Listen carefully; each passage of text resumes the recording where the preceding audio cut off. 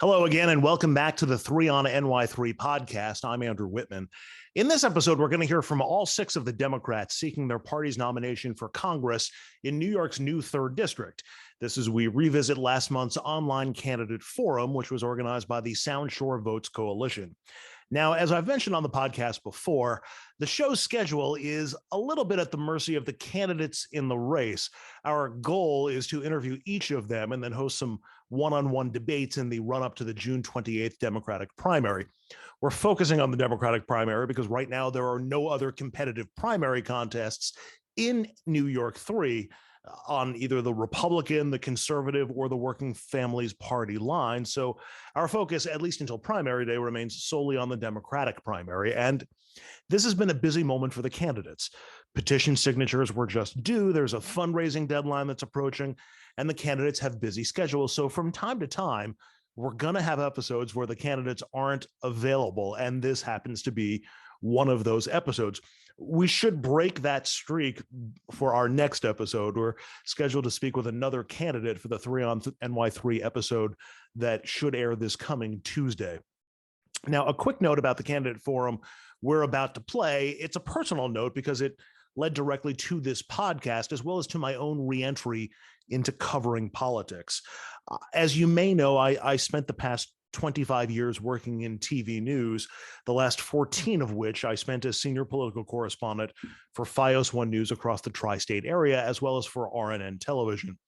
And during that time, I covered both local politics as well as state and national politics. I covered the tail end of the Bush administration, the election and presidencies of both Barack Obama and Donald Trump, and the election of Joe Biden. And to be honest, by the time that the show that I worked on at RNN went off the air last June, I was pretty frustrated with both our politics as well as the way we cover politics. Everybody, it seems, complains about government, and there's a lot to complain about, but government, it seems to me, is like a big input-output machine. If you elect better people, you're going to get a better government.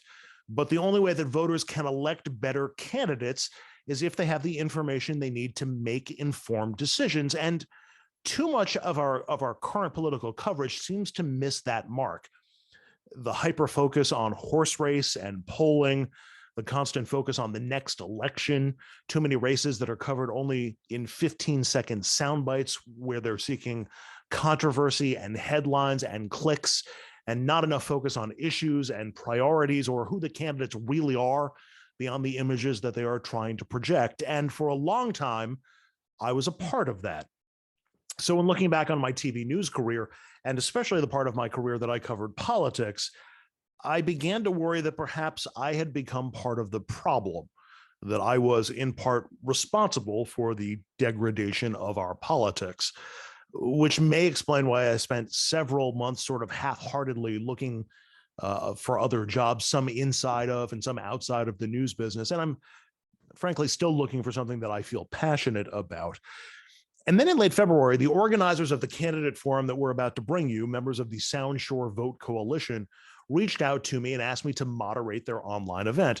And it was really only as I was preparing for the forum that I realized that I, as a resident of downtown Portchester, right up against the Connecticut state line, that I was actually a voter in this weirdly redrawn 3rd district, and that because of the odd shaping of the district's new borders, it would be difficult, if not impossible, for voters here or in other parts of the new New York 3 to learn what they needed to know about their candidates for Congress, none of whom had ever appeared on a ballot here in Portchester before. And I assume that voters in other parts of the district would face the same challenges.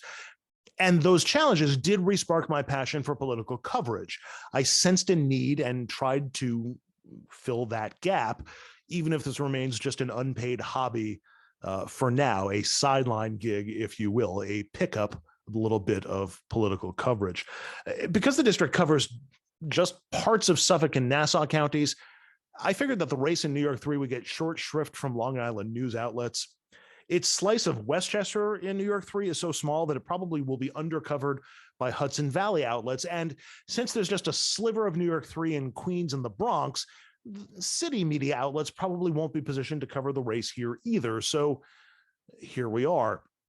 And in the days after this candidate forum, I began developing this 3 on NY-3 podcast, and I tried to design the forum to be as helpful to voters as possible. Extended interviews with candidates, analysis of the different disparate parts of the district, deep dives on specific issue coverage that goes beyond sound bites and blanket statements that are aimed at making voters feel good.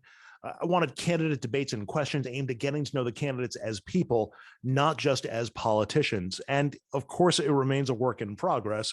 We still have 5 more initial candidate interviews to conduct. 3 of them have already been scheduled, leaving just 2 more campaigns and candidates to make arrangements with.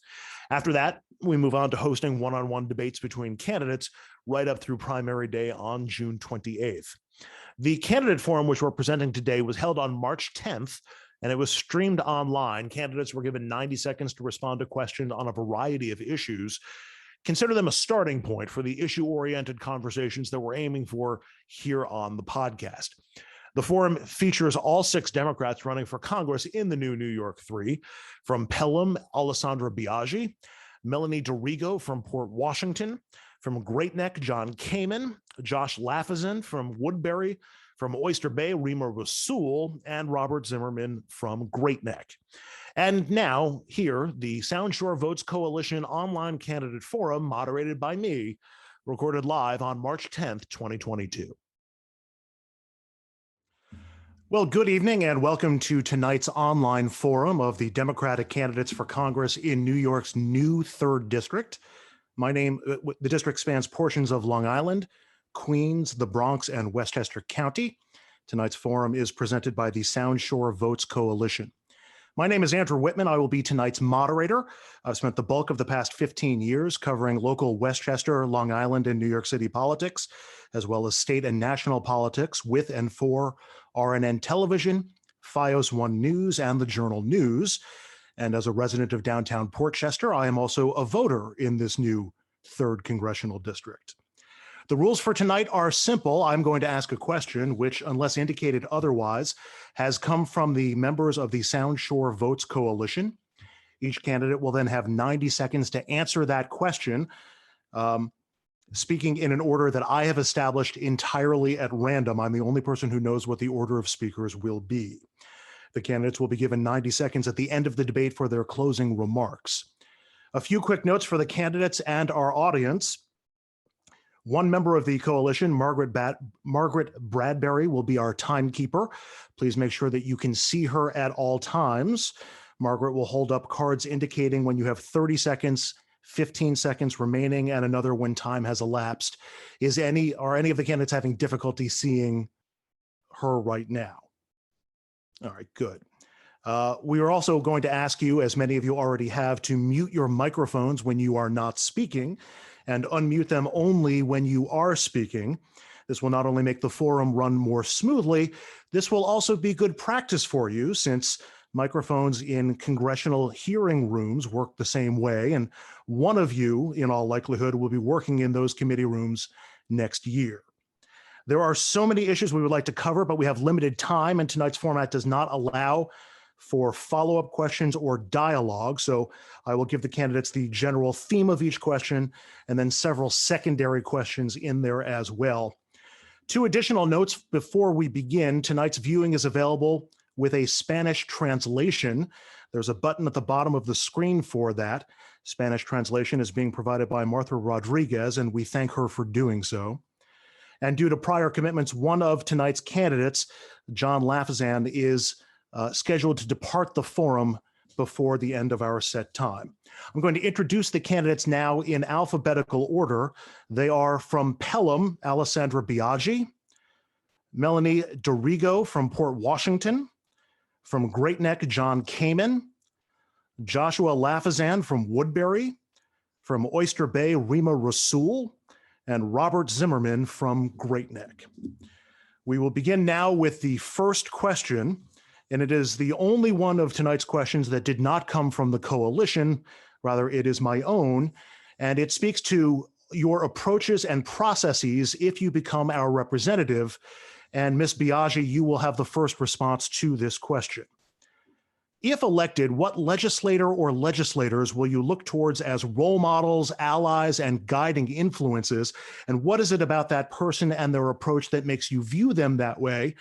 Secondary question, if time permits, how will you handle issues that would put various parts of the district at odds with each other? Let's say Westchester versus Long Island or the suburbs versus the city. What would your approach be in making those decisions? Ms. Biaggi. Thank you very much. And I just want to say thank you to everyone who is here joining us, as well as all of the hosts. And good evening to all of the candidates as well. So just to answer your first question, I think the first two people who come to mind are Senator Elizabeth Warren. And the reason why I choose her first is because she is someone who demonstrates an unflinching set of values and integrity. She also is not afraid to be bold at the right moments, and she is thorough. So she is someone that I would absolutely look to. I think that when it comes to the House, probably Representative Nadler. I have already looked to him for advice and really guidance on different issues when I was first running for a state Senate. And then as I am currently a state senator, have also oftentimes reached out to him and asked for his guidance. I think that he also demonstrates a deepness of wisdom that I think is important when we're especially new to these roles. And I think to answer your final question about how do you deal with suburban and urban, I see the time, thank you. I currently represent a district that is suburban and urban. I represent the Bronx and I represent Westchester. And this is something that has come up many times. The number one thing that I am responsible for doing now that I would do in Congress is to build consensus and to make sure I'm delivering for each area. Thank you. Thank you very much. Next up is John Kaiman. Mr. Kaiman. Thank you, and thank you for hosting this and for all the organizations that are participating. In terms of looking to legislators, I guess in the federal government that I would look to for guidance, it's not something I've really thought about too much. I'd look at Senator Schumer and the way he approaches the local issues that he needs to address. He's very hands-on. He really masters local issues, how to resolve them, who the players are, what needs to be done, what resources are needed. And I've been the beneficiary of that as a town supervisor. I would say Hillary Clinton, by the way, did that too as a senator. She used to come to our town and I'm sure other towns, and really got into the weeds as to what we were doing. So I'd say those two, our two New York senators back then were two people that I would emulate to the extent that it really is a focus on achieving results locally. In terms of addressing different areas of the community, I've worked in Suffolk County and Nassau County. I've worked for the state. I'm very familiar and eager to be able to address and engage in all areas of governance and to, again, master and comprehend what the issues are for individual people. What do they see? What do they need? And how do we resolve that? And that's really the same, no matter where they're from. Thank you. Thank you very much. We're continuing with our question about role models and overall view of legislating. Next up will be Reema Rasool. Ms. Rasool. Hello, everyone. Thank you so much for having me. I would say that someone that I really look up to and I have looked up to for many years would be Congresswoman Caroline Maloney. She's been kind enough to really talk to me throughout this election cycle and guide me and mentor me as somebody who is really new to the game. I also respect her very much. She supported the Green New Deal from day one. And she's also a co-sponsor of the Green New Deal for Public Schools Act, the Green New Deal for Public Housing Act, which I just find so important that she's, really on top of and on the cutting edge of what's happening right now with the climate crisis. I respect her. As to how I would legislate, I'm somebody that born and raised in New York. I live on Long Island, but I actually, after when I was going through my divorce, I lived in Harlem for many years. And I, got very involved in the community. My kids went to New York City public schools. And I just feel that as somebody who is the only minority candidate in this race that I definitely can bring a lot of experiences, the immigrant experience that, is a very New York story, and I think brings together everybody. Thank you. Thank you very much. Next candidate to respond will be Joshua Lafazan. Sure. Good evening, everyone. My name is Josh Lafazan, and I have the privilege of serving as Nassau County legislator representing District 18. Quite frankly, the elected officials I look to for inspiration, they're not in Washington. They're in our local communities. I've served in local government for 10 years, on the school board for 5, and in the legislature for 5. So I look for inspiration to our local mayors and our local elected officials. That's why I've been endorsed by 15 mayors on Long Island already, Republicans, Democrats, and independents. Because as we know, the local level is oftentimes where the work gets done. And quite frankly, it's helped me learn about Westchester and become a more prepared future member of Congress. Meeting with Mayor Bramson in New Rochelle, I learned how important Penn Access is to commuters. And I learned that New Rochelle is going to be that first stop for Penn Access and how it's going to help the community thrive with economic development. And I learned about the Link project, converting the highway and delivering economic justice and actually creating more green space. And then in Mamaroneck, meeting with Mayor Murphy, learning about coastal resiliency and flooding, learning how we're still waiting for action at the federal level. On the federal level, of course, President Obama is my hero. I just finished his book and he led with compassion and empathy, and I hope to always emulate him. But Congressman Suozzi has done a fantastic job of showing that this district craves somebody who in Washington can work across the aisle. Lastly, Long Island and Westchester really aren't the same, aren't that different, but really the same in terms of climate change, property taxes, economic development. The priorities for my constituents on Long Island are the priorities for my constituents and legislators. So I don't think they're at odds with each other. Thank you. Thank you very much. We continue with our question about role models and legislating approaches. Next up will be Melanie DeRigo. Ms. DeRigo. Thank you so much. I just want to thank the Sound Shore Coalition for hosting us all tonight. And thank you to you, Andrew, for moderating. It's quite something special to hear your voice here. You're quite good at what you do. So I'd just like to say hello to everyone. Oh, and also hello to all the other candidates. It feels like we're fast friends these days.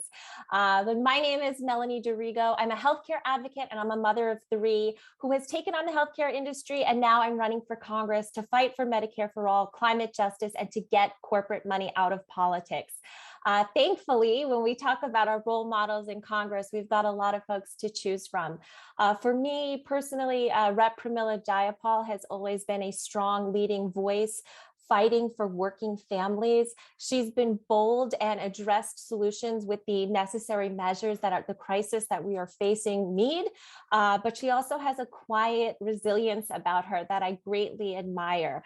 But frankly, we've got a lot of issues that we're facing, a lot of crises. And there are many folks who have been leading on particular issues. For example, Rep. Escobar is a wonderful resource to speak with about how we can help our undocumented communities.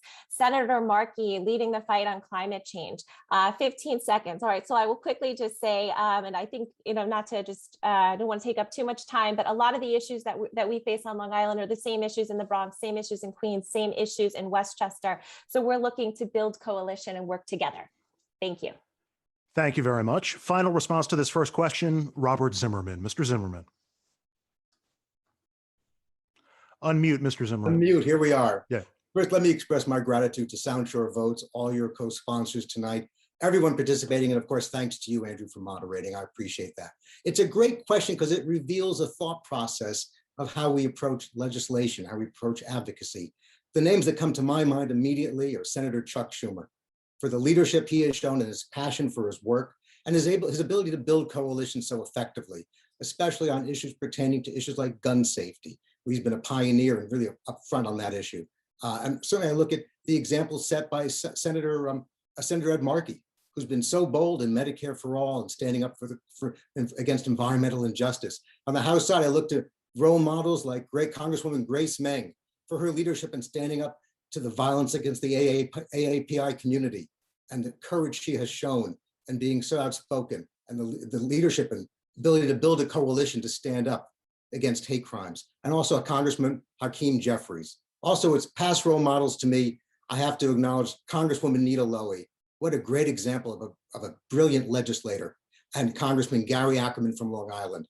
two people who were truly pioneers, not only in their advocacy, but in their leadership and building coalitions. Let me say, in terms of representing this district, I would take a page from County Executive George Latimer. It's not about choosing one area or the other in this district. It's about bringing everyone together, because the issues that hold us together are what really unite us and really provide solutions. Thank you. Thank you very much. Moving on to our next question, and Ms. Rasool will have the first response to this. This will be on the climate. The climate crisis is far from theoretical in the 3rd district, as a series of floods and other catastrophes has shown us. Communities across the district are already feeling the impacts of climate change. In fact, we had street flooding in downtown Port Chester just yesterday. What concrete steps would you take to mitigate flood damage and offer long-term solutions to Sound Shore communities? And is supporting the Green New Deal among those steps? Ms. Rasool. Absolutely. I support the Green New Deal.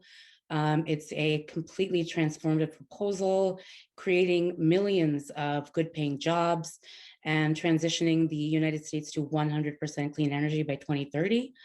Our district from Long Island to Westchester is a shoreline district. We need also the Blue New Deal to establish marine protected areas to protect marine life, reduce ocean pollution, and equipped our coastal economies with the resources needed to be resilient in this climate crisis. We need to establish federal funding to create more clean green spaces in cities, eliminate fossil fuel oil and gas subsidies for oil companies. I really do believe that, unfortunately, New Yorkers have seen the effects of climate change firsthand, whether it's the bad snow up north or the flooding and destruction here in our district caused by Hurricane Ida. New Yorkers are battling the impact of climate change every day. And I'm committed to taking bold steps before it's too late to work towards saving our planet. It's an emergency. And so I hope that. Thank you very much. Next up will be Ms. Dorigo. Thank you so much. Yes, I also have been a strong proponent of the Green New Deal. I'm actually a co-founder of the Sunrise Movement in Nassau County and have worked locally on issues and projects to combat climate change. The Green New Deal is just a resolution, and what we need to work on is building consensus and fleshing it out. Ms. Rasool mentioned the Blue New Deal is something I talk a lot about on the campaign trail.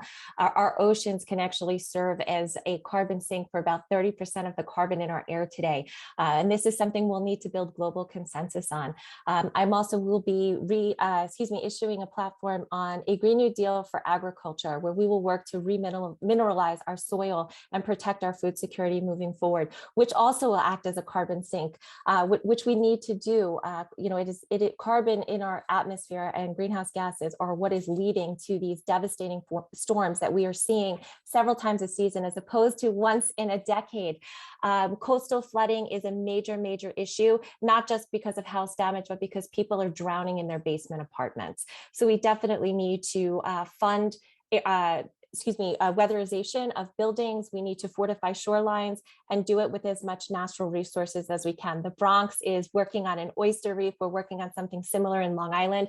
We need to make sure we are dredging up the silt and making sure these waterways that are accessible for folks along the Sound are clean and safe. Okay, thank you very much. Thank you very much. Next candidate up to discuss climate, Mr. Lafazan. Sure. Thank you so much for this question. And my record, rather than rhetoric, speaks to my commitment on the environment. I've been endorsed by the League of Conservation Voters and the Sierra Club. Every year I've ran for office in the legislature. And protecting the Long Island Sound is our common legacy. I represent a Long Island Sound district in the legislature. I serve on the Oyster Bay Conservation Task Force, where we're working to populate the oysters into the Sound and clean up our waters and reduce the high levels of nitrogen. I work with the hardworking baymen and fighting against those dangerous corporations who are dredging our waters. My constituents swim and fish and boat in the same waters that you do up in Westchester. And it's why the health of the Long Island Sound is that common legacy we share. And there's a ton of work that we need to do to protect it. First and foremost, if we have cleaner effluent discharging into the Sound, it makes a world of difference, both for Westchester and for Long Island.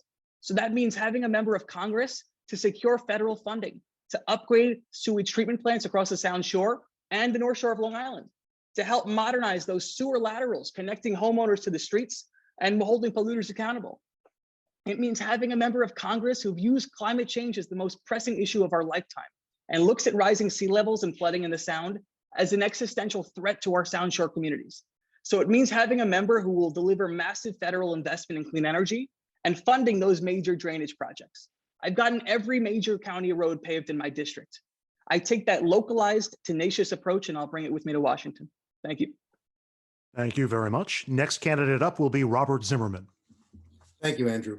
That is a question that truly unites our district, because no matter where I've been throughout this congressional district since it's been established, everyone comes back with the same concerns about the climate crisis and what it means to their communities.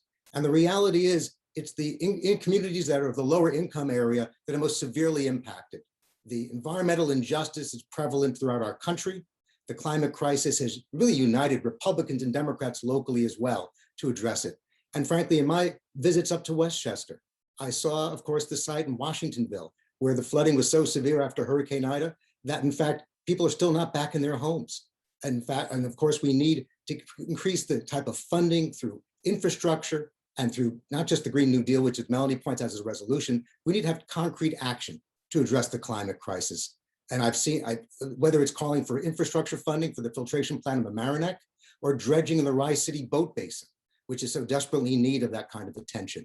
That's why I'm supporting a Marshall Plan for the environment, which means we have to put a national movement behind creating clean energy jobs if we're going to release ourselves from the strangulation of oil and what it does to our country and the world, and if we're going to truly turn the corner in addressing the climate crisis.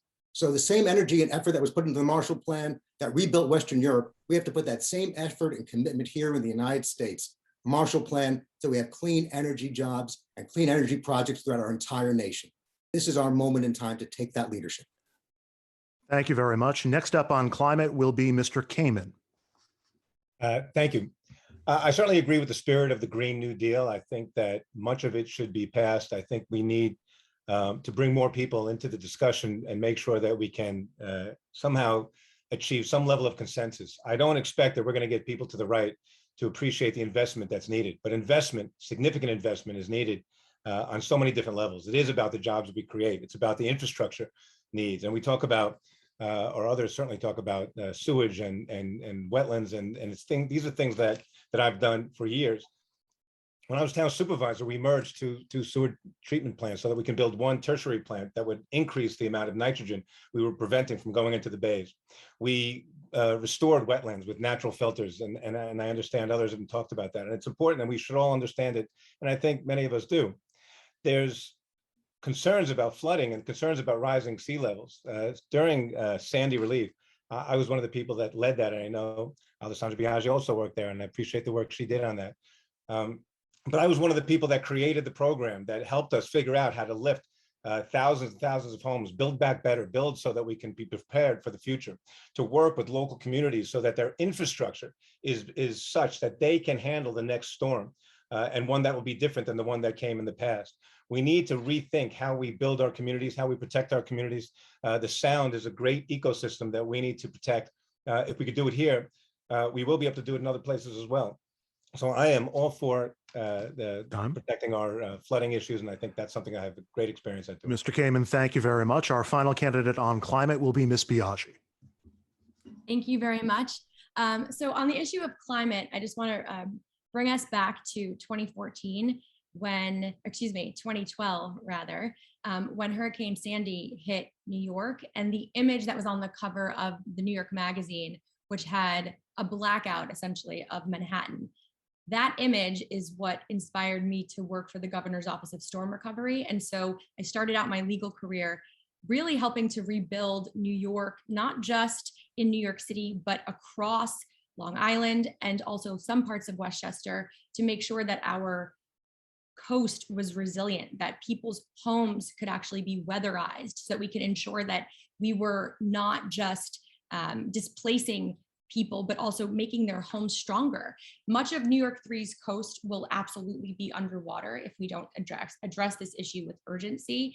And as many of my many of the candidates tonight have mentioned, we know that the consequences of climate change are already here in this district. I think that when I am a member of Congress, I will follow New York's example with the CLCPA, passing things like a Green New Deal, which we know is a resolution, building 100% zero carbon electricity grid, identifying direct carbon capture, and things like also planting trees, which seems so simple, but it's so important. Investing billions to make sure that we create millions of jobs in every form of clean energy, hydro, wind, solar, modern nuclear, and really making sure that we are prioritizing our divestment from fossil fuels. Ms. Biaggi, thank you very much. Our next question and next topic will be on the economy. It is wide-ranging. Mr. Zimmerman will be the first to respond. This district and the nation continue to recover economically from the pandemic, and as we do, some specific economic areas of concern have arisen.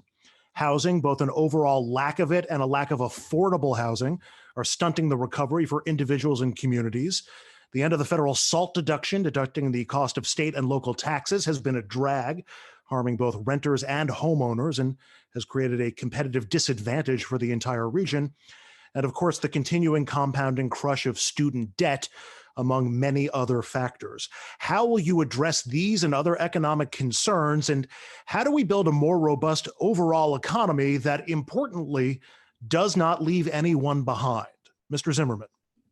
That is perhaps the greatest challenge of the Biden administration and of the Congress, to build an economy that moves our nation forward, that includes and benefits everyone. And quite frankly, the first step in that process is reversing the Trump tax cuts for the very rich in our society. They're unconscionable, and they truly disenfranchise so many middle class and working class families. Secondly, we've got to have a full restoration of the SALT tax deduction. It's an unfair tax, it's a double tax, and it disenfranchises everyone. I don't accept the notion that you do a partial restoration, because if you accept the premise it's an unfair tax, then everyone is being treated unfairly, and it's got to be turned around. Certainly, you bring up the issue of housing. There's no question that is the greatest crisis, I think, towards rebuilding our communities, rebuilding the city, and really giving our suburban communities a future. We have to make a serious investment in workforce housing for young people, for people who are nurses and police officers and firefighters and teachers. So we have to make a serious commitment to that. And we also have to address the issue of inflation that's confronting us. And that means making a concentrated effort to go after people who are the oil industry that's price gouging in this crisis that we're facing. And to make sure that we make extra efforts through infrastructure to, in fact, alleviate the burdens on the supply chain, because that's also driving the prices up. And we have to, most of all, invest in infrastructure and build back better. 17 Nobel Prize winning economists said that's the most important step we can take to bringing down inflation. Thank you. Thank you. Next up will be Mr. Lafazan. Sure, Andrew, thank you for the question. And I want to start with housing because once again, I lean on my record here. In Nassau County, I successfully pushed for the building of hundreds of units of next generation housing right by the Nassau Coliseum. It's an issue that I've spoken publicly about, that it's affected me in my life and my friends and my family. And so I continue to support affordable housing, but I've gotten it done in the county. I'll get it done at the national level. When it comes to student debt, it's why I support free community college. I'm a graduate of community college and I went from community college to Harvard. And my story can be any story of any kid in this country. So we need to fully fund our community colleges and make them free. Additionally, we need to help turn them into vocational training hubs so people can train for a vocation. And instead of coming out with the massive student debt, they can learn a trade, they can get an apprenticeship and then a job. But I want to spend the bulk of my time talking about inflation because inflation is a national emergency. Of course, we have to build back better. We have to pass the bill. It's anti-inflationary. We know that investments to grow the American workforce, it's going to take pressure off the labor market and increase the supply of affordable housing in the process. We have to fix the supply chain issues. It's paramount to reducing prices. So of course, we need to utilize the National Guard here. But quite frankly, we need to bring production home. Used cars and new cars are driving a disproportionate amount of the inflationary rise. Semiconductors should be built here like they were and not in Taiwan and China. And lastly, we need to raise the minimum wage from $7.25. If we do those things and more, we can beat inflation. It is a political catastrophe and an economic catastrophe. And this needs to be priority number one for President Biden and the Democrats. Thank you very much. We continue our discussion about the economy with Ms. Biaggi. Thank you, Andrew, and thank you for this question. So I am reflecting on the fact that there are four things I believe that allow a human being to thrive, to be able to have access to a life that gives them a fighting chance, frankly. One of them is housing, making sure that people have access to affordable housing. Communities are safe when people are housed. I don't have to reiterate the housing crisis that we have. We have to build more housing. It has to be transit oriented. I live in a transit oriented home. It absolutely not only allows me to be able to access places like my job and to be able to travel without having a carbon impact, but it allows also other people to be able to travel here too, like those in my family. Fundamentally, I think as we grow our families, we all want our children and our grandchildren to be able to live near us, and having housing that's affordable is important. The second is a high quality education. I can't say more about the fact that fully funding our public schools at the state level is one of the most important ways to allow for people to have access to not only leave poverty, but to have access to be able to live a middle-class life, which we know is also impacted by high quality jobs as well, which obviously making sure that we have and support labor unions and have workforce development programs. And the last thing I'll say is access to healthcare, which is a human right, is one of the most important things. And it is also part of ensuring that our economy can thrive, because the lack of healthcare actually costs us way more, and it's human life. Thank you very much. We move on now to Ms. Rasool. Thank you. You know, I grew up on Long Island, and when I look around today, I see that Long Island has become completely unaffordable to even rent, let alone own a home. You know, with the average price close to $500,000, how are we supposed to achieve the American dream of owning a home and hope that our kids will be able to have the same opportunities in the future? I mean, the federal mandated wage is still stuck at $7.75. And although the guidance for minimum wage for federal workers is $11.25, it does not go far enough. When it comes to small businesses, I'm a small business owner. I talk a lot about fixing the tax code. Right now, we have a system that somehow pits small business owners against workers, where we have to choose between whether a small business thrives or a worker survives. The tax code right now, the way it's set, is a small business is defined as any business between 1 and 500 employees. How can we say that that's the same thing? A mom and pop shop that has 2 employees is paying the same tax level as a company that has 500? It doesn't make any sense. And as a woman small business owner, we need universal pre-K. You know, here in New York, we get 90 cents to the dollar from the federal government. If only we could get dollar to dollar, we'd have $26 billion more in our budget. $5 billion of that would cover universal pre-K in Westchester County, or the beginnings of universal pre-K in Westchester County and on Long Island. Time. Thank you very much. Up next is Mr. Kaiman. Thank you. One of the most significant challenges that we're facing for our economy lies in energy.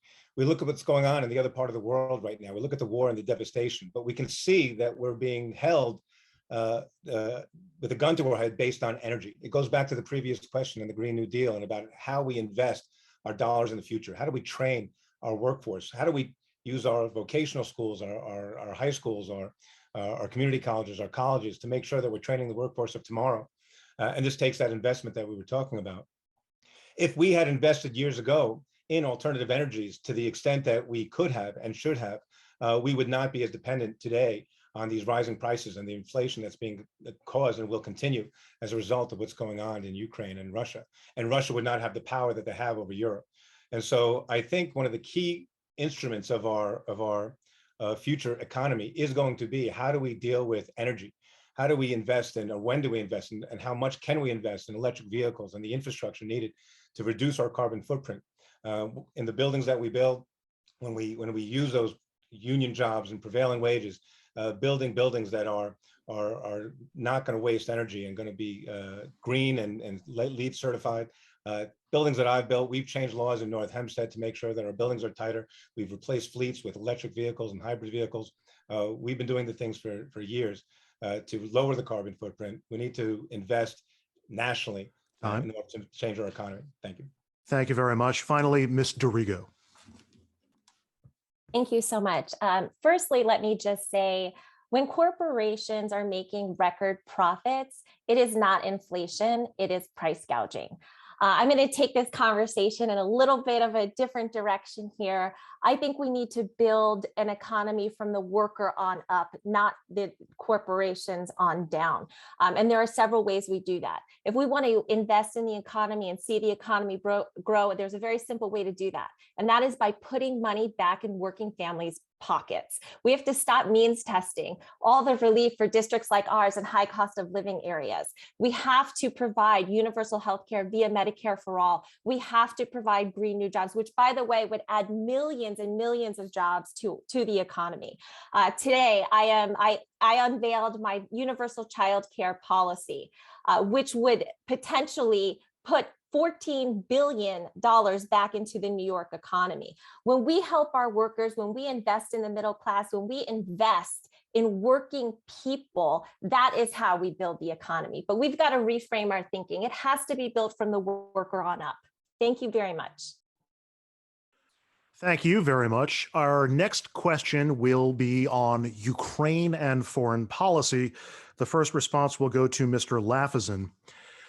We've found a rare moment of general agreement among America as the nation has united in opposition to Russia's invasion of Ukraine. The U.S. is sending weapons, strengthening NATO, imposing sanctions, and more. Your questions are, is there more we should be doing to come to the aid of Ukraine? How do we prevent similar invasions in the future? And since the humanitarian crisis in Ukraine is one of the listed reasons for our involvement there, should humanitarian concerns also underpin our military and foreign policy in the Middle East, in Africa, and elsewhere around the world? Mr. Lafazan. Sure. Thank you for that question, Andrew, and it's incredibly timely. First and foremost, I support President Biden as he has led this international coalition in the free world with incredible poise. We need to support our ally against the aggressor here. So it means so much. It means providing Javelin anti-tank missiles and more. It means ensuring access lines for weaponry from Poland into Ukraine. We need to make sure these weapons are arriving on time, and we need to make sure we pass the aid package and get the aid over to Ukraine. Quite frankly, I'm concerned about Taiwan. I think China is watching what Putin is doing and studying a playbook. So we need to make sure Taiwan has the necessary precautions from a Chinese invasion. And we need to make sure that not only do our Ukrainian allies have the weapons to push back Russia, but that folks in Taiwan have what they need to basically stave off an invasion. They call it the porcupine, because when you attack a porcupine, you may be successful, but you're going to get bloody in the process. That analogy we need here for Taiwan. And we need to support NATO. And quite frankly, the Democrats have not been unified on this issue. The DSA just put out a statement calling for the United States to leave NATO. NATO is the most important security alliance in the second half of the 20th century. We absolutely need to stay in NATO. We need to support NATO and fully fund NATO. Quickly, to pivot on the local level, of course, stopping oil imports from Russia was great, but we need to do more. So it's why on the legislature, I've called for a gas tax holiday to remove the sales tax and save Nassau residents 20 cents a gallon. And I would do it, and I call on my Westchester colleagues to do it as well. And it's why we collected aid for Ukrainian refugees. Two 24-foot trucks actually went to the Afia Foundation in Yonkers. So thank you. Thank you very much. Next up on this will be, will be Mr. Rigo.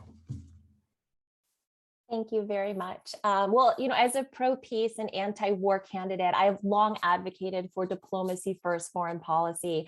Of course, my heart is with the Ukrainian people, and I believe we have to do all we can to offer them humanitarian aid and certainly accept refugees.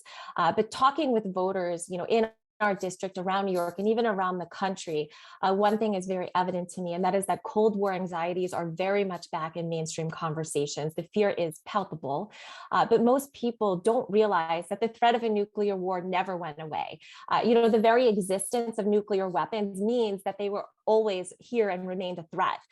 If nuclear weapons are around forever, then inevitably, at some point, people will suffer the consequences. And it is absolutely frightening that we have autocratic far-right leaders with nearly unilateral control over the deadliest weapons ever devised.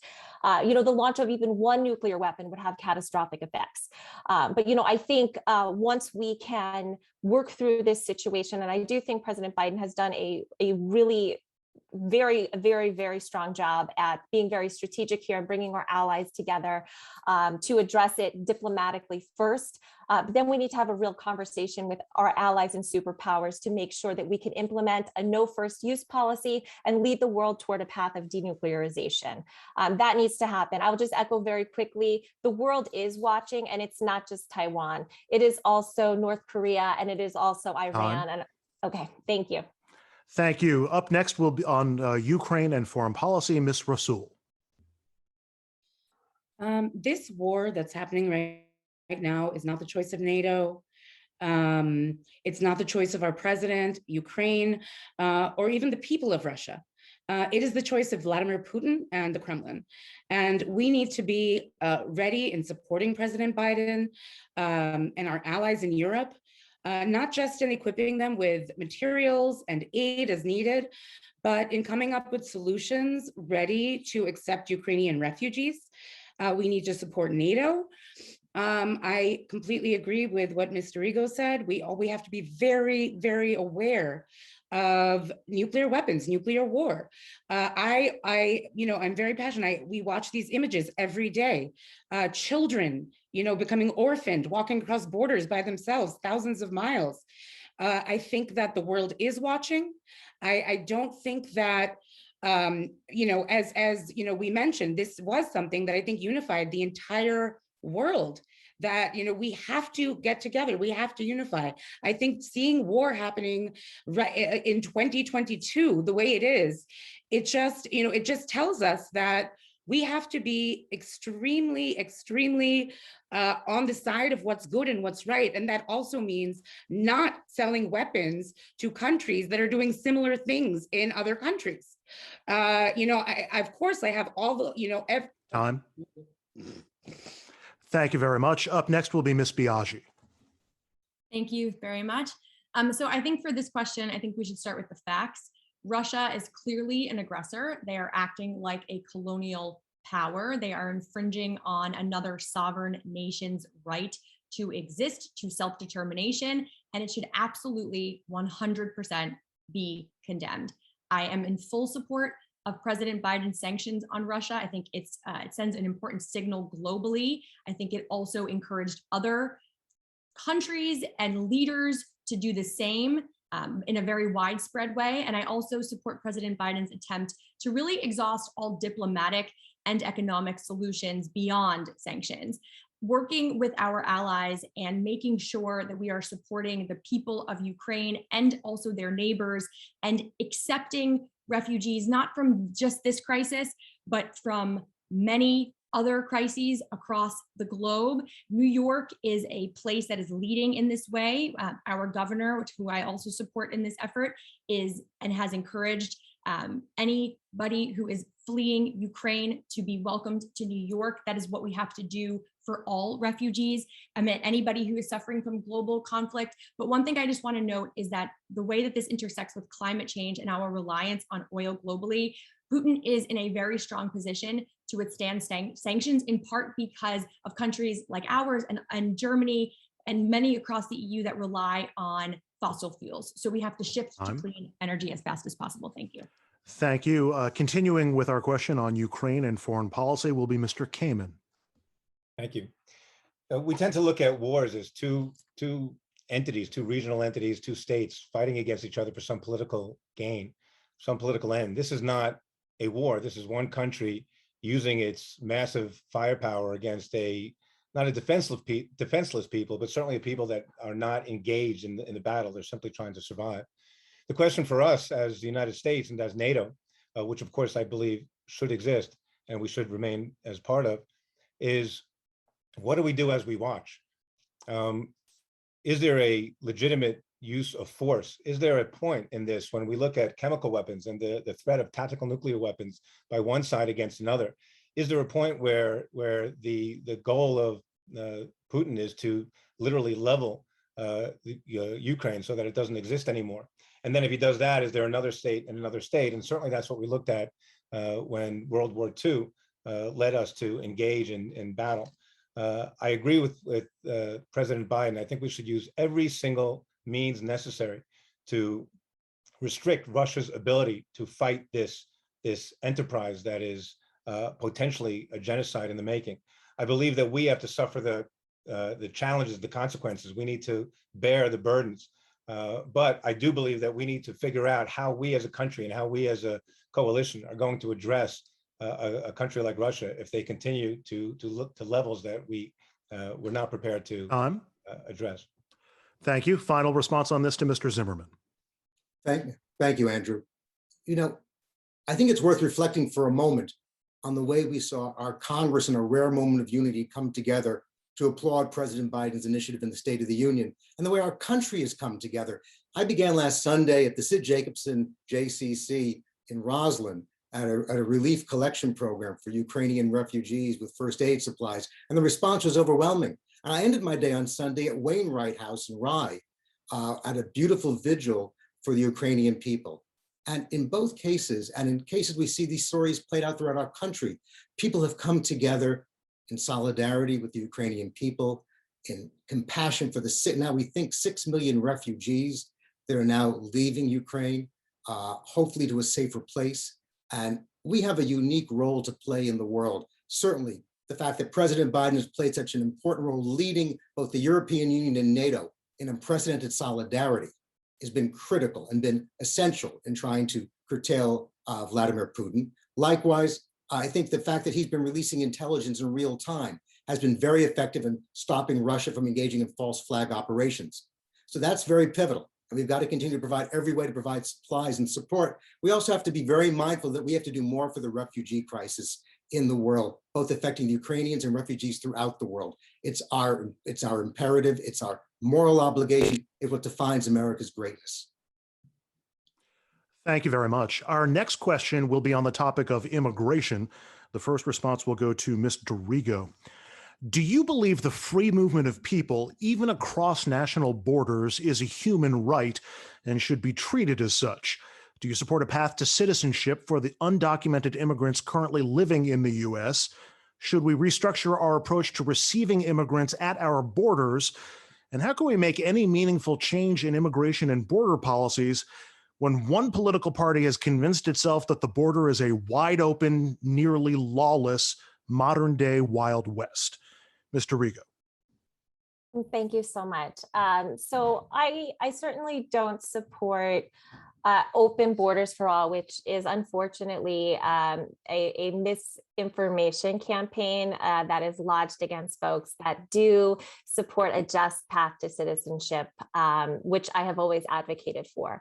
I have stood arm in arm with my undocumented neighbors, fighting for them for a path to citizenship. I've also traveled down to the Texas and Mexico border to do humanitarian work at the very height of the child separation policy in the previous administration. I saw at the border what was happening firsthand with my eyes. I saw the tent cities. I saw them, move the booths so that folks couldn't present at the border and ask for asylum. They moved those booths back into Mexico so folks could not ask. It is a stain on this country that we lock children and families in cages. It is an absolutely abhorrent, horrific practice that needs to end. I do absolutely support a just path to citizenship for dreamers, for TPS holders, for farm workers, for essential workers. I've been down, I stood arm in arm with DACA recipients at the Supreme Court when their case was being held a couple of years ago. But we need to certainly up our numbers and allow more immigrants in, which is affecting our healthcare system, particularly in healthcare deserts. I also support streamlining and including the hiring of more judges and counsel to process immigration cases and eliminating the ERO division of ICE, which has wreaked so much havoc and horror on our immigrant populations. Do I still have time, or I'm out of time? Okay, thank you. On my end. What's that? I think Margaret said I was out of time. Sorry, I might have been holding up the wrong cue. You're good. We're done. Thank you. I mean, on to the next. Thank you, Margaret. That's okay. Thank you. It's a passion. Sorry about Mr. Rigo. Thank you very much. Apologies for any connection issues on my end.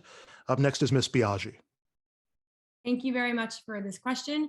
I would happen to agree with Melanie in the sense that I think the idea of open borders is a Republican fear-mongering campaign, and it's a talking point that I would urge all Democrats to resist.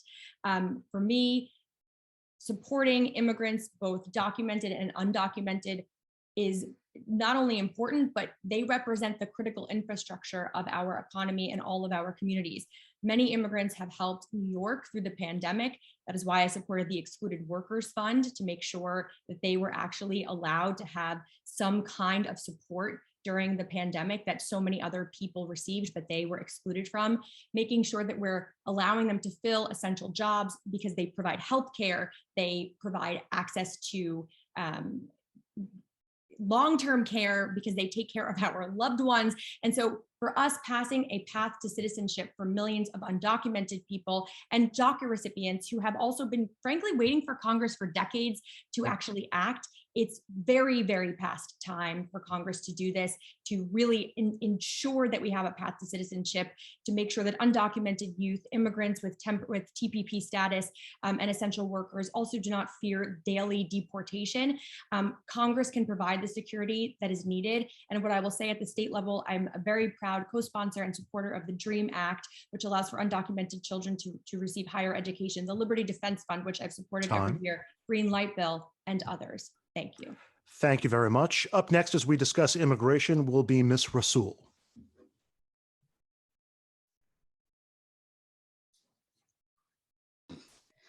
You know, as a child of immigrants, I am very much, I think our immigration system is broken. And I think that we require comprehensive immigration reform and to provide a pathway to citizenship for those who are undocumented in our country. We cannot have open borders, but we can provide efficient, competent, flowing processes. We have DACA recipients who have come here and live, establishing lives in our neighborhoods.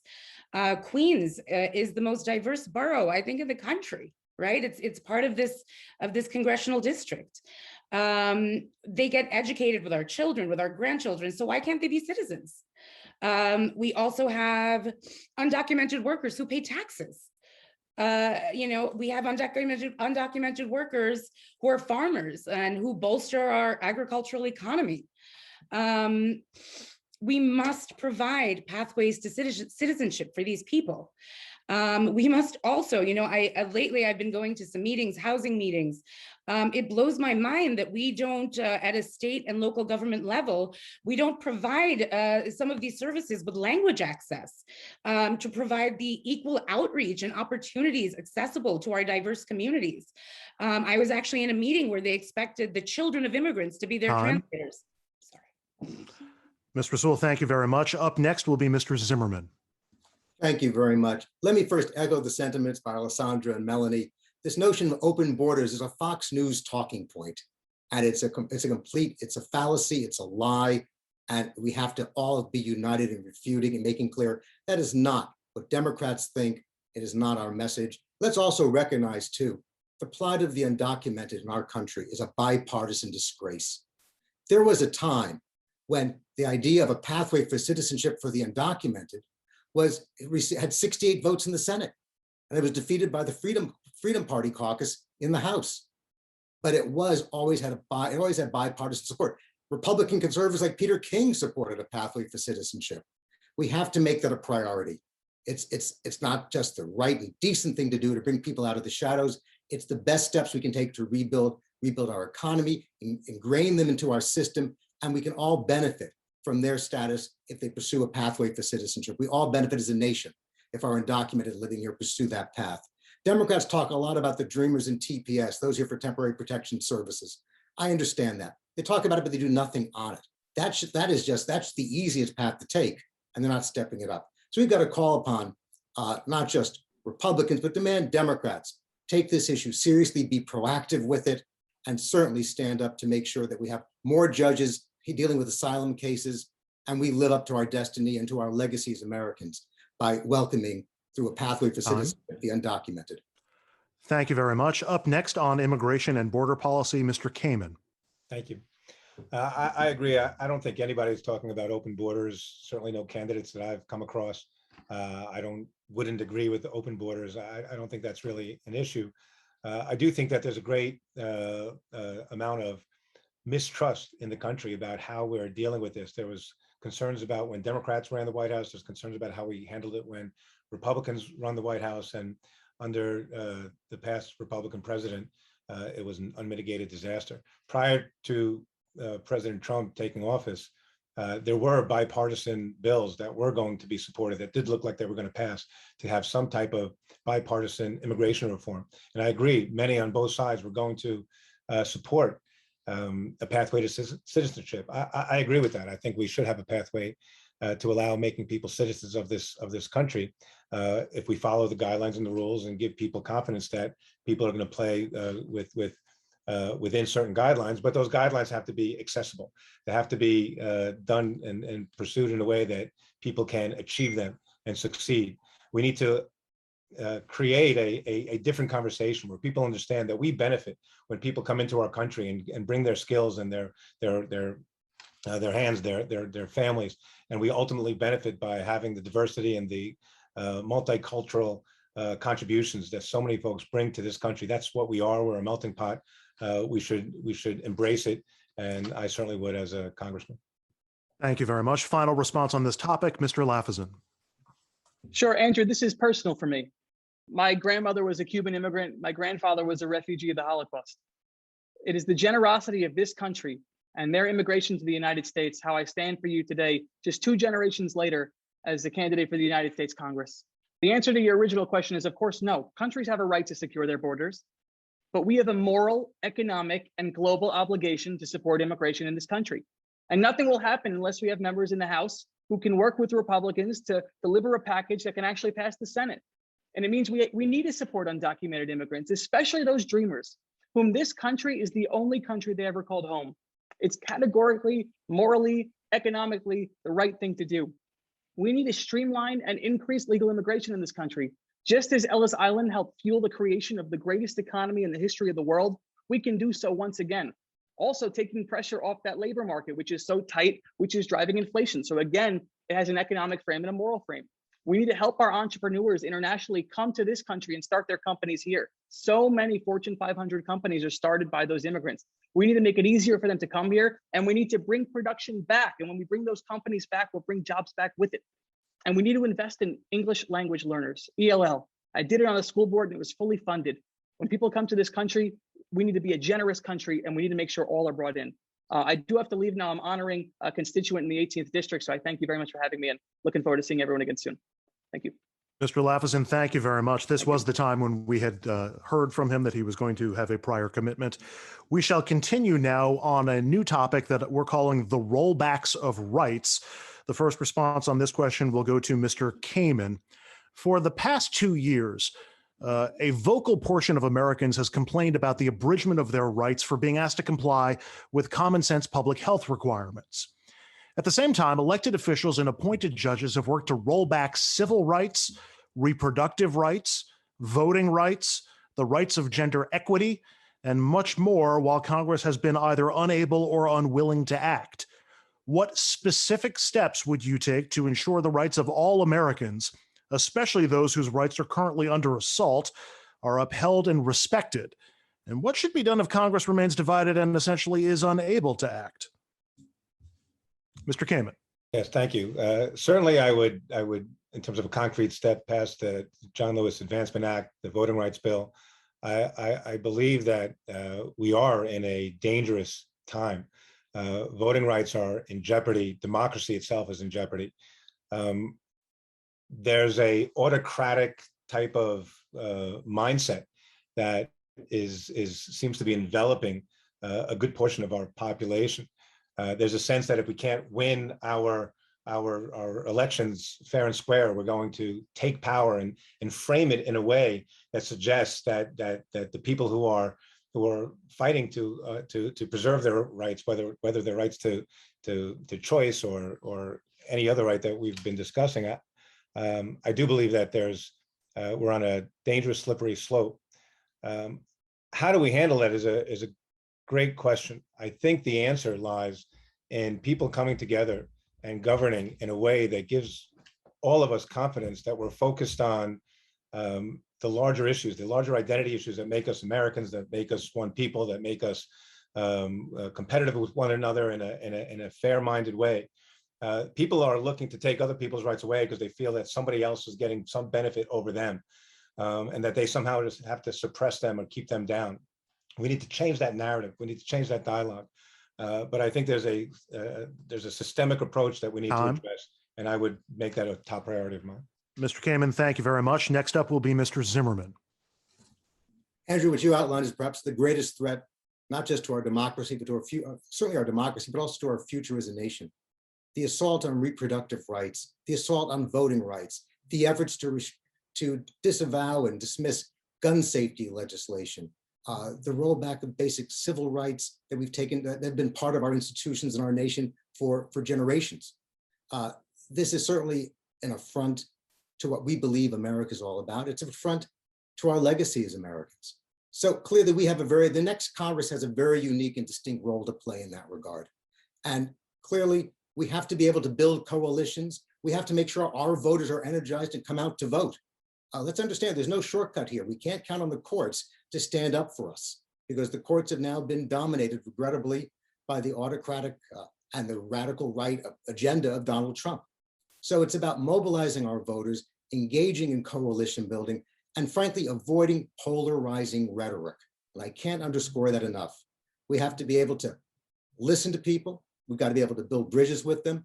I'm very proud of the fact that in my campaign for Congress, I've received endorsements from leaders in the civil rights movement, leaders in Planned Parenthood, leaders in Congress, people who played a significant role in terms of building broad coalitions to make sure that we don't have this discrimination towards us. I feel this and I fear this as a gay man. So we have to come together with our votes and with our voices. Thank you very much. Up next, as we're discussing the rollback of rights, will be Ms. Dorigo. Thank you so much. I think this underscores, what I've been fighting for a very long time. Rolling back of rights is the result of decades of inaction. And let this be a lesson to all of us that when we leave the door even a little bit open to roll back rights, eventually someone will come along and kick it open.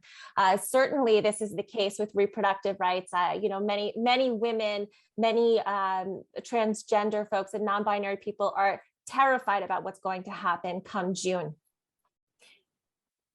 And if we think about it, for decades and decades, we've let the Hyde Amendment stand. This is one of the many reasons I ran in this race in 2019 and challenged the current congressman in this seat and challenged him to sign on to repeal the Hyde Amendment, because when we leave that door open, eventually someone comes to kick it in.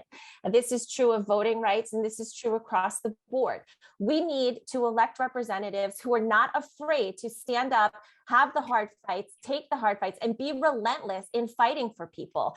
We need to draw the line. Robert's right. We need to excite our base. We're not going to do that with the same old politicians that created this mess. But we excite the base when we elect transformational leaders who invest in policies that will uplift and fight for all Americans. When we bring the party back home, fighting for civil rights, human rights, and social equity. Thank you very much. We continue our conversation on the rollback of rights. Ms. Dorigo, I'm sorry, we just heard from Ms. Dorigo. Ms. Rasool is next. As a woman, as a mother, as a minority, I feel that we're in a very, very scary time right now in our country. We need to codify Roe versus Wade. It's insane that we're still fighting the same battle. We need to pass the For the People Act and the John Lewis Voting Rights Act to override state legislatures' attempts at voter suppression. It's all happening against all of our marginalized communities, and it scares me. It scares me that it seems like, it's just okay. The Senate needs to abolish the filibuster. It is very clear that bipartisanship in DC on this issue is a pie in the sky dream when we have the GOP as a party that calls an insurrection legitimate political discourse, right?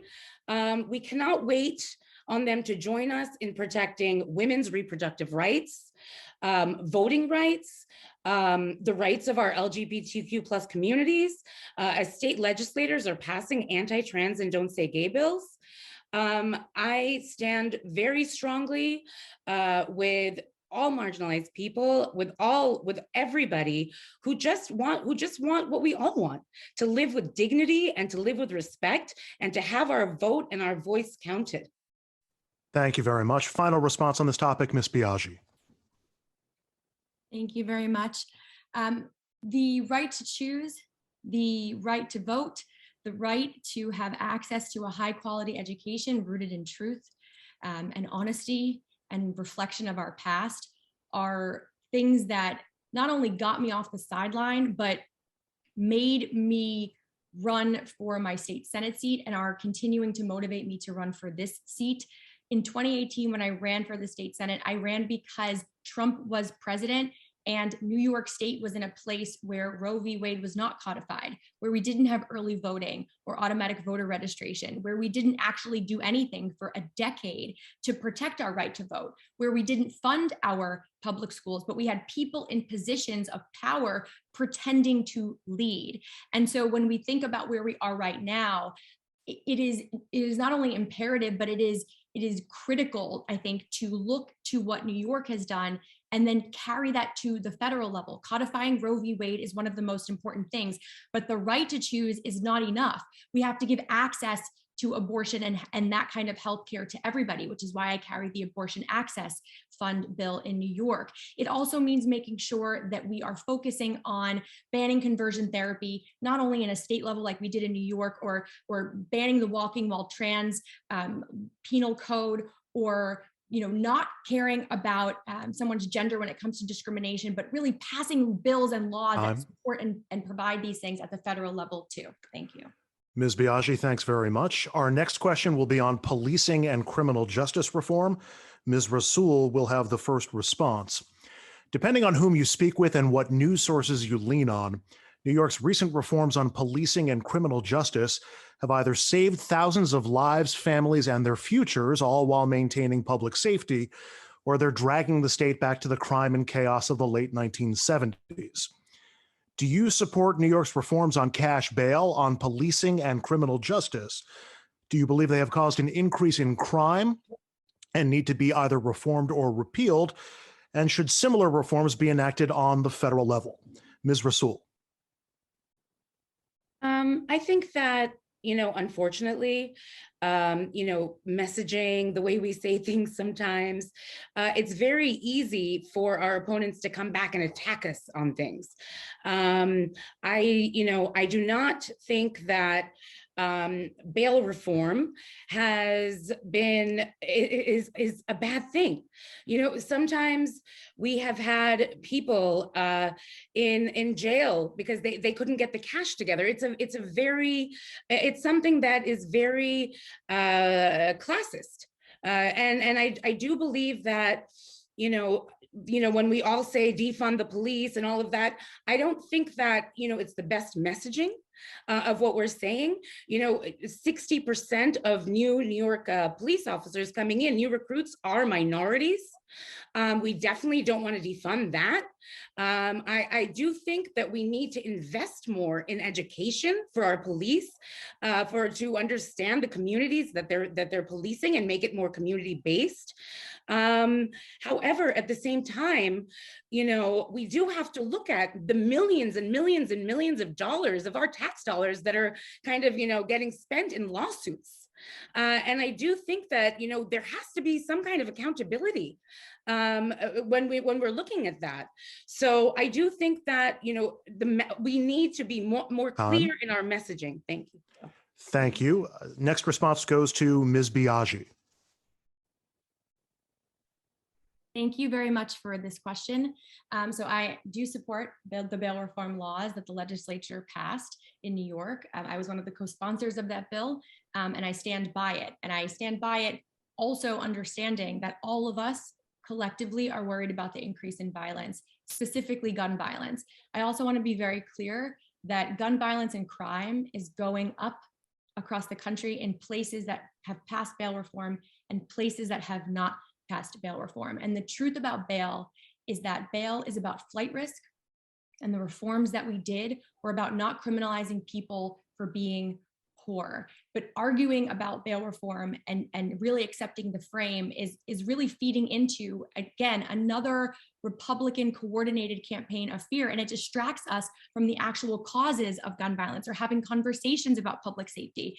Before I get to that piece, I want to say that we cannot have a conversation about public safety without talking about how we're housing people, how we're giving them jobs, how we're making sure that our communities are also providing pathways for not only, again, citizenship, but for making sure that people have health care. The real causes of crime that we've been witnessing are related to gun sales going up 50% in 2020 and 2021. So what we have to do is focus on the investments we can make, things we can do to prevent crime, funding anti-violence programs, expanding access to mental health service, focusing on police solving the actual crimes that they're meant to solve. Thank you.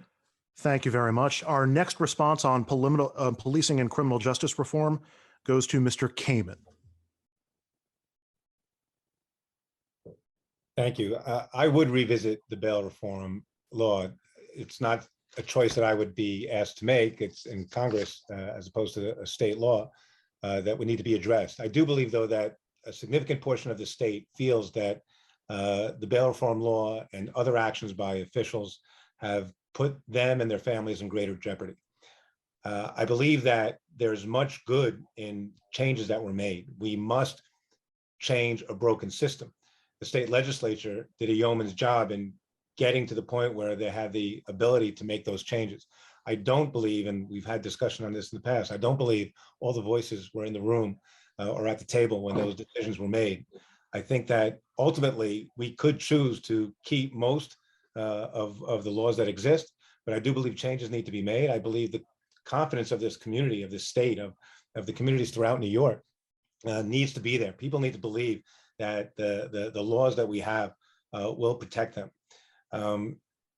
I co-chaired the Suffolk County Police Reform and Reimagination Task Force. We brought police, we brought in the unions, we brought in advocates, we brought in the public, and we worked together to make sure that we made changes in terms of how we deal with mental health calls, how we deal with stops, traffic stops, how we deal with all the issues that many people feel that they were subjected to in ways that were not fair. We need to address those things. We can do that. We can do it all at the same time.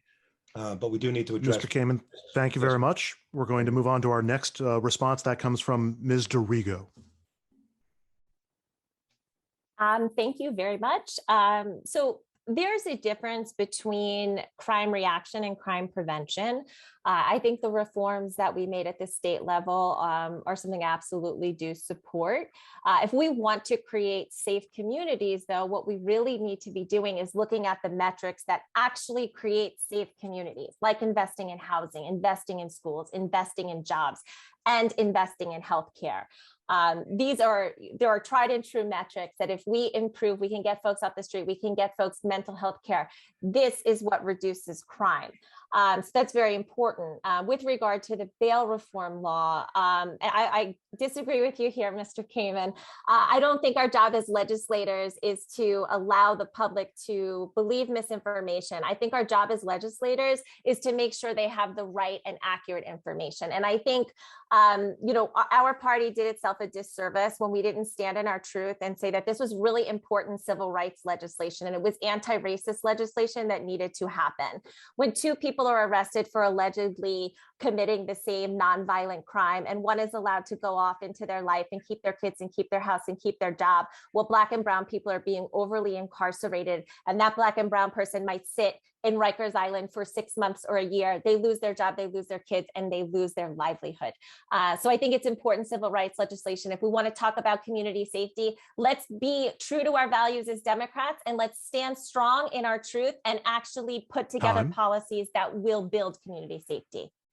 Thank you very much. Mr. Zimmerman. Thank you, Andrew. This type of conversation and this kind of topic oftentimes just diminishes itself in polarizing rhetoric, which really shuts down thoughtful discussions about how to move forward. I speak to many people in law enforcement who universally agree the bail system in New York has been a mess. it has discriminated against people who are lower income, people of color.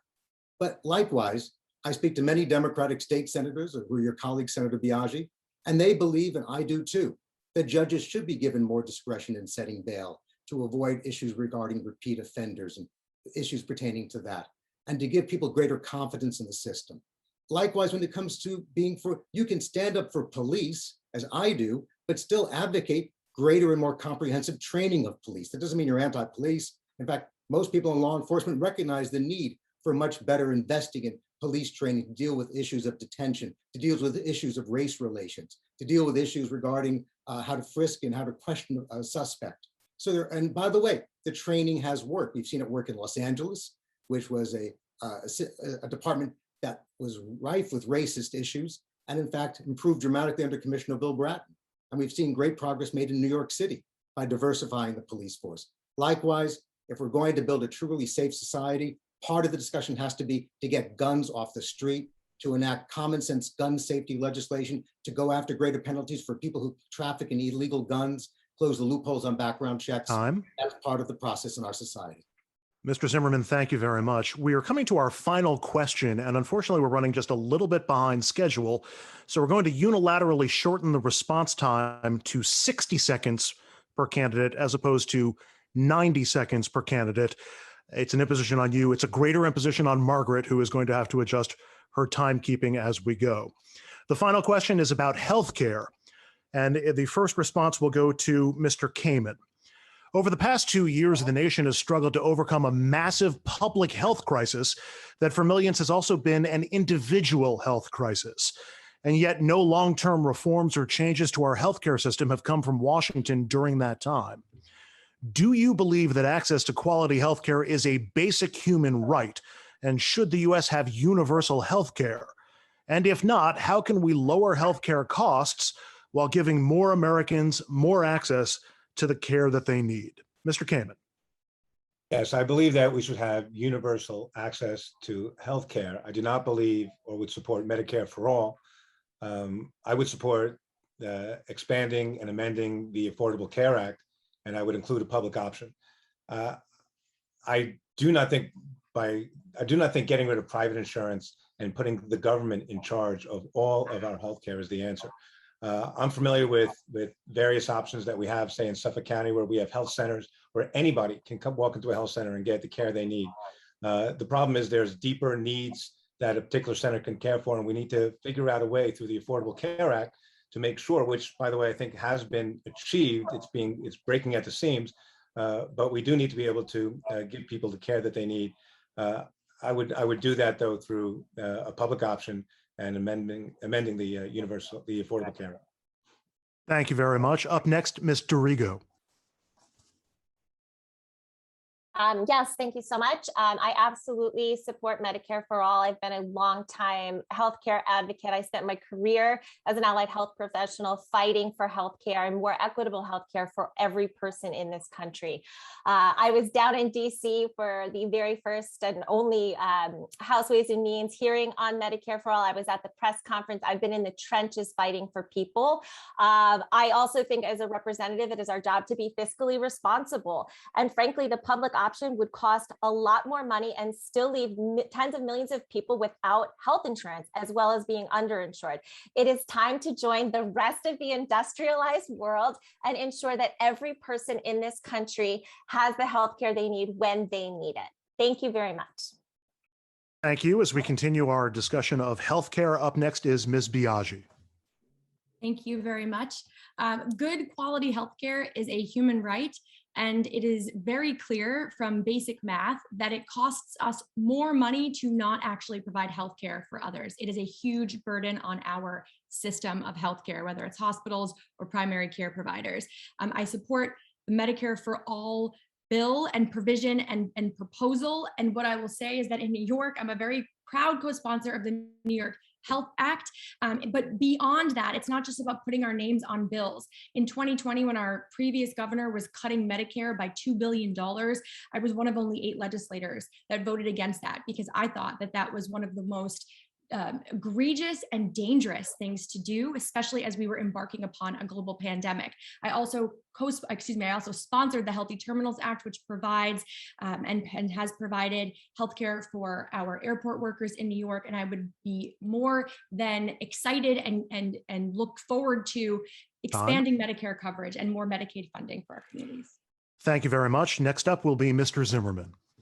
Thank you. Let me be very clear. Medicare for all is a moral imperative. We have an obligation as a nation to guarantee health care for every American citizen. During this past pandemic, 23 million people lost their health care in a healthcare pandemic. Due to the pandemic, they lost their jobs, consequently lost their health care. That's just unacceptable. And I guarantee you, from every survey I've seen, a majority of those people were in the lower economic end of the spectrum. So therefore, it is absolutely essential. I will support legislation that does guarantee Medicare for all. It's supported by many members of Congress, including Congressman Hakeem Jeffries, Congresswoman Grace Meng, Congressman Greg Meeks. And also I point out there are different models that can be explored to get this done. One proposal put forward by Randy Weingarten, the AFT president, was having Medicare as sort of the floor to guarantee healthcare for everyone, and people have the option of paying for insurance for additional coverage. But we have to get it done. Thank you very much. We move now to closing statements from each of the candidates. We move back to 90 seconds per each candidate. Margaret, apologies again for the midstream adjustment. My random selection had Mr. Lafazan going first on this. Since he is no longer with us, the first closing statement will come from Ms. Dorigo. Thank you very much. We are facing many crises. On a global level, the existential crisis of our generation is the fight against climate change. We can invest in new technologies to accelerate a transition away from fossil fuels to a clean energy economy and invest in our communities to mitigate the devastating effects of pollution and severe weather patterns. Simultaneously, we can implement wide-scale decarbonization programs and focus on natural carbon sinks to remineralize the earth. On a domestic level, there is no greater fight than the healthcare crisis. So I'm so glad you asked that question as we close it out here. You know, the COVID pandemic, it merely exposed an already broken system where predatory industries like the insurance and pharmaceutical industries have exploited vulnerable populations and those most in need. As a healthcare advocate, I have taken on the healthcare industry and I have fought for America to join the rest of the industrialized world to provide healthcare for all. I'm not afraid of being the lone voice in the room to fight for what is right. That is why I've been endorsed by National Indivisible, the National Organization for Women, Our Revolution, Matriarch, and 15 other organizations that know if we want to transform our country, we need to elect leaders that aren't afraid to do what is morally right. I will bring the same energy that I've been fighting as an organizer here in this district to DC. The fight ahead is certainly big, but I am ready for it. And I really appreciate your time tonight. And thank you for the opportunity for allowing me to be here. Thank you very much. Our next closing statement will come from Mr. Kaiman. Thank you. Thanks again for the organizations that hosted this forum. I disagree with the idea that we have to be extreme to be moral or ethical or somehow bold. I disagree with the idea that the answer always lies in all the chips falling on one side.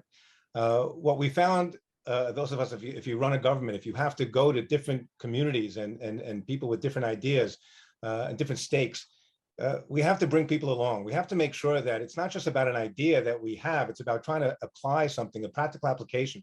And that's criticized. It's criticized here. It's the notion that if we're not out there just saying the most pie in the sky kind of idea, because that sounds the best, we're not going to achieve these goals. We're not going to move people forward. I've worked at the very local level. I've worked at the state level. I've worked with various communities. I understand that we need to fight for social justice. We also need to protect people and make them feel safe. We need to give people confidence that they have access to healthcare, but we can't wipe the slate clean with what we've had in the past and assume that somehow that's going to work.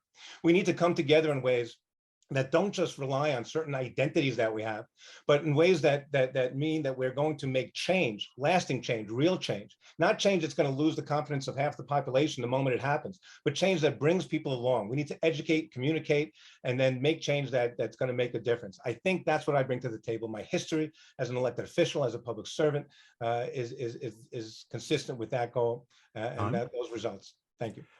Thank you. Our next closing statement will come from Ms. Biaggi. Thanks very much. I want to just orient us to 5 years ago when many of us wanted to take on the IDC and transform Albany, and were told that we were crazy and that it would never happen and that the gridlock in Albany would always be there. And the only reason why we have been able to make as much progress as we have made in the past 4 years is because people believed that it was possible. People believed that it was possible to have a better future and also to have different kinds of leaders. In this race and why I am running, it is very much tied up in that same philosophy. I really look to Washington and I look at Congress and I feel like people who are there, not all of them, but some, are not using their power to the fullest extent that they can. They're putting political power and party over the people at home. And sometimes it does mean risking your political capital. Sometimes it does mean you might actually lose your seat for doing the right thing. But that is what this is about. That is what this moment calls for. It is what got us in the state Senate. It is what not only got us a majority, but a supermajority. And it is the exact kind of belief set and system that will actually be able to start breaking through the gridlock, but more importantly, to start bringing back to the all Americans what they believe to be what we stand for in this very beautiful democracy. So thank you very much. Thank you. Our next closing statement will come from Ms. Rasool. Thank you, Andrew. You actually skipped me on the healthcare question. So, I mean, I'm used to it. I'm so sorry. I'm so sorry about that. I don't mind if I could. I mean, that's one of the reasons that I'm running, is because I feel people like me also deserve our voice to be heard. But I really do feel that we have a broken healthcare system in this country that lets thousands of families suffer because they have to choose between their medication or a procedure, or these days gas, or groceries. When I was going through a divorce many years ago, my ex held us up for about 6 to 8 years in the process. During those years, when we talk about affordable healthcare, I couldn't afford healthcare for myself or my kids. And that's why I always say, when I hear candidates talking about affordable healthcare, I say, affordable for who? What does that mean? I find that really vague. I didn't have insurance for myself, for my kids. It was a very scary time in my life. Healthcare is extremely personal to me, and in the wealthiest country in the world, there's absolutely no morally justifiable reason to explain why we cannot guarantee healthcare for all. That's why I very wholeheartedly support Medicare for all. And maybe I'll just kind of go into my closing statement now. I truly believe, my name is Reema Rasool. I'm a mom. I'm a single mom of 2 boys. Noah, who's 15, Caleb, who's 12. I am a women's rights activist. I'm a small business owner. I'm very proud to be the only minority candidate in this race in a district that's now over 40% minority. I'm running for Congress because as a middle-class American, I really feel that the system is broken for us. And from the middle class, we're slowly but surely becoming the missing class.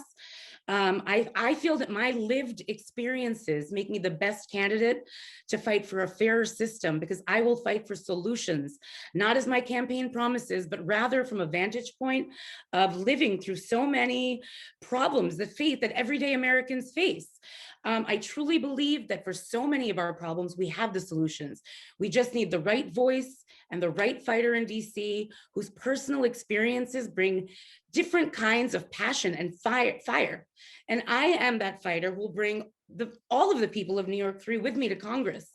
My father always used to tell me when I was little, promises don't solve problems. And I never really understood what that meant until I started this, to be honest with you. But I just want to tell you that my campaign promise is that I will have empathy. I have empathy. I understand problems, and I will fight like hell to find solutions. And that's my campaign promise. I want to thank the Sound Shore Votes, Hispanic Democrats of Westchester, Asian American Democrats, Black Democrats of Westchester, Women Democrats of Westchester, and the Young Democrats of Westchester for this amazing opportunity. Thank you so much. Thank you. And again, my apologies for that oversight on the question. We gave you enough time to make up for it. Our final closing statement, 90 seconds for Mr. Zimmerman. Thank you, Andrew. And first of all, thank you for navigating us through this hour and a half. It's greatly appreciated. And thank you, Sound Shore Votes, and all the co-sponsors for giving us this opportunity to address you. You know, one of probably the most dominant issue I have witnessed as I traveled through this congressional district since it's been established, being up in Westchester on the average of 3 or 4 times a week, actually, sometimes twice in one day, is that in my conversation with activists, my conversations with citizens, even local government officials, there's a belief that our federal government's incapable of big things, great accomplishments, making important achievements in their lives. And it comes up in every conversation. And certainly the next Congress we face, the next Congress one of us will be serving in, hopefully, is going to have to address issues that define our nation and our future, whether it's the issue of saving our voting rights, saving our democracy from the assault it's facing through state legislatures throughout our country, standing up to the climate crisis and environmental injustice, helping so many families rebuild after COVID and resume their lives. That's why I'm advocating what's often called bold, but certainly not reckless, bold issues that speak to the mainstream of our country, like Medicare for all, like universal childcare, universal elder care, a Marshall Plan for clean energy jobs. My background in business, serving on Capitol Hill, the endorsements I've received from civil rights leaders like Dr. Hazel Dukes, labor leaders like John Durso, Planned Parenthood leaders like Joanne Smith, and so many elected officials who have endorsed my candidacy in every part of this district speaks to the fact that they believe I have the opportunity to lead. I hope you'll give me that chance. Thank you very much. Thank you all very much. That concludes tonight's Democratic Candidates Forum. Primary election day is June 28th. And of course, we encourage everyone to vote. On behalf of the Sound Shore Votes Coalition and the candidates, I am Andrew Whitman. Thanks again so much for joining us tonight. And that's going to do it for this episode of 3 on NY-3. My thanks to the Sound Shore Votes Coalition for allowing me to republish their voter forum from early March, and of course to the candidates for participating. We're back on Tuesday with an all-new episode featuring our second candidate interview. As always, for video versions of the pod, go to YouTube and search 3 on NY-3. Just remember to put the NY in parentheses. The audio of 3 on NY-3 streams on every major podcast platform. Just search for 3 on NY-3 without parentheses, or search for my name, Andrew Whitman. And no matter where you watch or listen, please hit like or subscribe to get the latest episodes delivered to you. Also giving the show a positive review, that will help things along as well. To share your feedback, questions, comments, complaints, suggestions, or anything else, just email the show. The address is 3onny3@gmail.com. My name is Andrew Whitman. I'm Whitman Andrew on Twitter, and my email address is andrewwhitmantv@gmail. Reminders that primary day is June 28th. Election day is November 8th. This has been 3 on NY3 with Andrew Whitman. Thanks so much for joining us.